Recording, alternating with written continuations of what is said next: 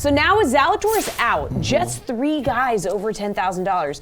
So Geoff, are you paying up for Cantlay or maybe doubling up with Berger and Spieth if you can fit them?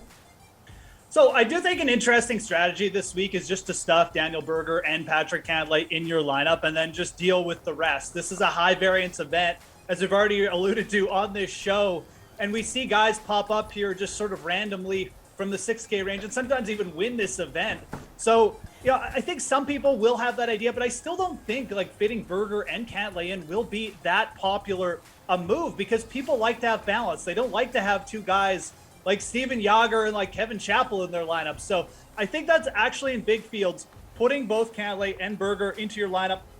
That's a fine play. As far as Spieth goes, I won't be shocked if he pops up here with a solid event, but he has really just not looked that good in his first 2 starts. And he's also dealing with a sickness from last week. So I'm not really all that interested in Spieth. I get that there's probably some sort of game theory here where a lot of the field might be getting off him, but I am more interested in paying up for both Cantlay and Berger. I think when you combine the 2, that's where you'll get your unique lineups instead of just paying for one and then trying to go balance with the rest.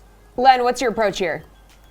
Wow, that's very interesting from Geoff. I think there's a lot of merit to that. I was surprised to hear that. It wasn't something I considered, but I could see doing that. I mean, I like both those guys, Cantlay and Berger. Berger had a little bit of an injury last week, but he seems to be okay. And as Geoff said, Spieth has not been on his game ever since becoming a father. Not that that's connected, but that was just in December. And I don't know. We have to watch that. His home life is different. And he did have a bit of an illness last week.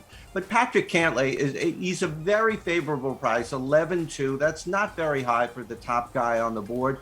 And he's already had 2 top 10s in 2022. He finished last year in the playoffs with 2 wins. Yes, there was an asterisk for the Tour Championship, but he is almost becoming Jon Rahm-like in his week after week.